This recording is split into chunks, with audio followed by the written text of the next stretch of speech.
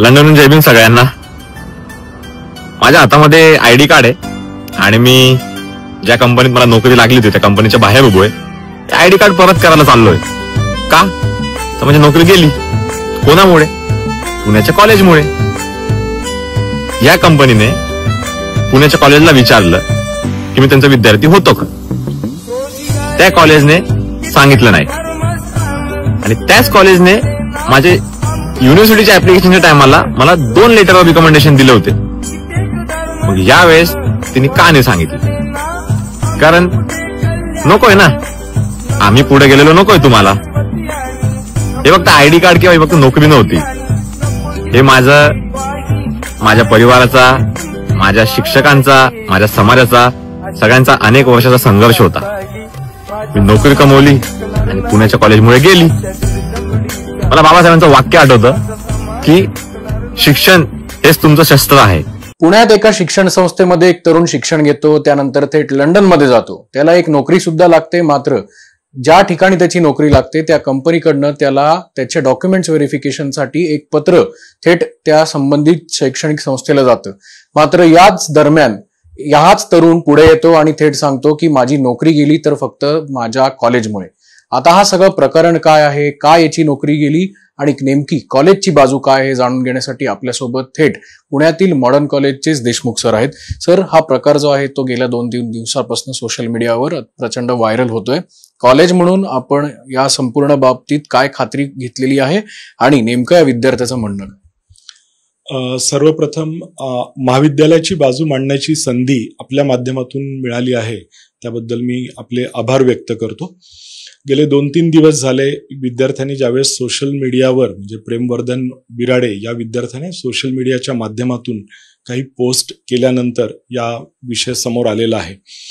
मी आपल्याला या माध्यमातून निदर्शनास आणून देऊ इच्छितो की प्रेमवर्धन बिराडे हा आमच्या मॉडर्न महाविद्यालयातून BBA हा अभ्यासक्रम 2020-21 ते 2022-23 या कालावधीमध्ये 3 वर्षाच्या कालावधीमध्ये त्यांनी पूर्ण केलेला आहे.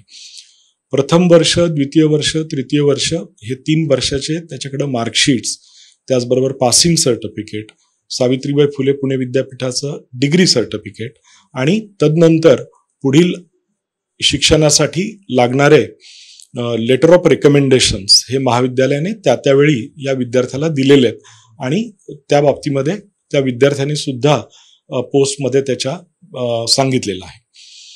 या विद्यार्थ्यांनी ज्यावेळेस पुढचं शिक्षण घेतल्यानंतर एका कंपनीमध्ये UKला अर्ज केला त्यावेळेस त्या विद्यार्थ्याच्या अकॅडमिक व्हेरिफिकेशन पॉइंट ऑफ व्ह्यूने आम्हाला थर्ड पार्टी जे कन्सल्टन्सी असते त्या कंपनीकडून मेल प्राप्त झाली. पर्सनल रेफरन्सिंग सोल्युशन नावाची ही जी कंपनी आहे त्या कंपनीकडून आम्हाला मेल प्राप्त झाली. ती मेल आम्हाला सुरुवातीला 30 सप्टेंबर 2025 प्राप्त झाली. सदरची मेल प्राप्त झाल्यानंतर मला इथं आवर्जून आपल्याला सांगायचंय की या मेलमध्ये कुठल्याही प्रकारचा डेडलाईन किंवा अंतिम तारीख याचा उल्लेख नाही हे मी आपल्याला इथं आवर्जून सांगतो. त्याचं कारण असं की माहिती संकलित करताना महाविद्यालय प्रशासनाला साहजिकच थोडा कालावधी लागणार होता. त्याचं कारण असं की विद्यार्थ्याचा जो शिक्षणाचा पिरियड आहे हा 2020-21, 21-22, 22-23 हा यातला बराचसा काळ हा कोरोना कोविड पॅन्डेमिक मधला आहे, ज्यावेळेस ऑनलाईन पद्धतीने विद्यार्थी अध्ययनाचं काम विद्यार्थ्यांना केलं जात होतं.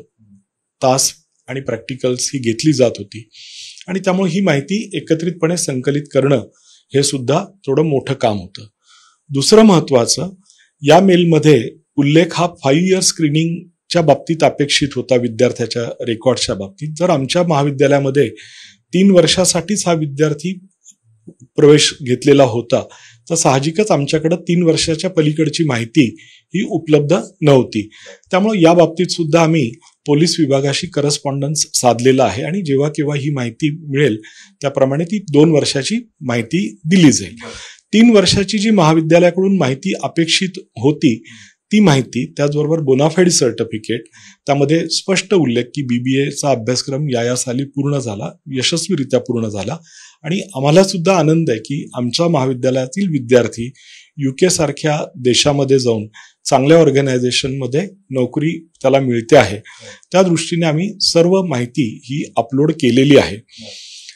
जे विद्यार्थ्याचं म्हणणं आहे की मी जॉब पासून परावृत्त झालो किंवा माझा जॉब हा धोक्यात आलेला आहे, हे म्हणणं पूर्णपणे चुकीचं आहे. त्याचं कारण असं की 30 सप्टेंबर नंतर आम्हाला रिमाइंडर म्हणून 9 ऑक्टोबरला एक मेल प्राप्त झाली आणि तिसरी मेल जी आम्हाला प्राप्त झाली ती 17 ऑक्टोबरला प्राप्त झाली, म्हणजे काल 11:31.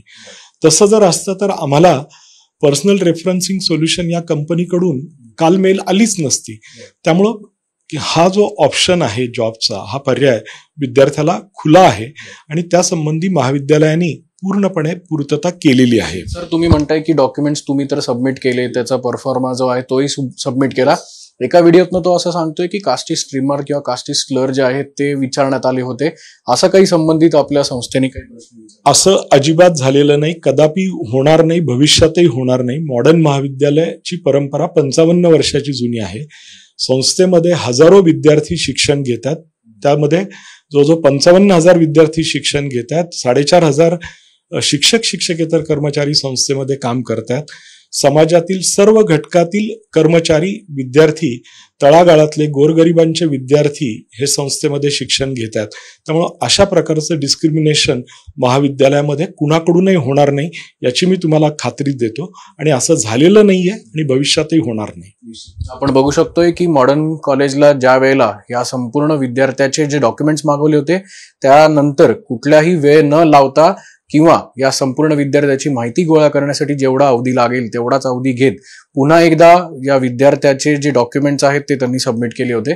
सर, जो हा सगळा प्रकरण आहे त्याला वैयक्तिकरित्या आणि कॉलेजच्या संस्थेमार्फत तुम्ही कसं बघताय? मुळामध्ये असं व्हायला नव्हतं पाहिजे. त्याचं कारण असं की यामध्ये एक लक्षात घ्यावं आपण की हा जो करस्पॉन्डन्स आहे हा थर्ड पार्टी आणि कॉलेजमधला आहे. हा अतिशय गोपनीय, कॉन्फिडेन्शियल स्वरूपाचं आहे. त्याच्या मागे सिक्युरिटी आहे आणि ही मेंटेन करणं ही आमची गरज आहे. यामध्ये परस्पर विद्यार्थ्यांनी इन्व्हॉल्व्ह होणं हे चुकीचं आहे.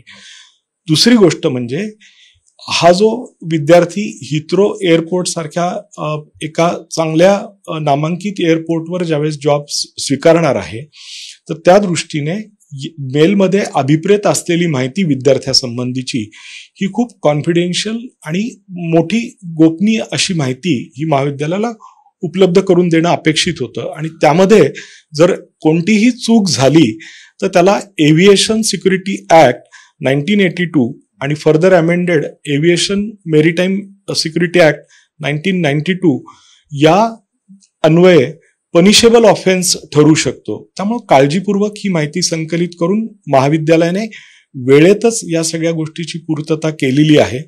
विद्यार्थ्याला जॉब पासून तो परावृत्त झालाय, वंचित झालाय असं म्हणणं पूर्णपणे चुकीचं आहे आणि हा करस्पॉन्डन्स जो आहे हा पूर्णपणे महाविद्यालय आणि थर्ड पार्टी एजन्सी मधला आहे, हे मला इथं नमूद करावं.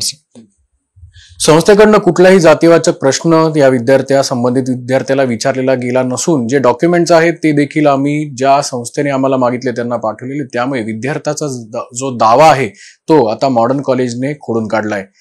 कॅमेरामन सुमित भोसलेचा अक्षय बडवे, साम टीव्ही न्यूज, पुणे.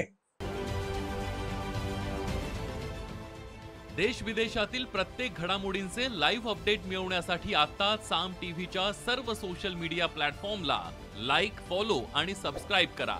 तसंच सर्व नोटिफिकेशनसाठी बेल आयकॉन प्रेस करायला विसरू नका.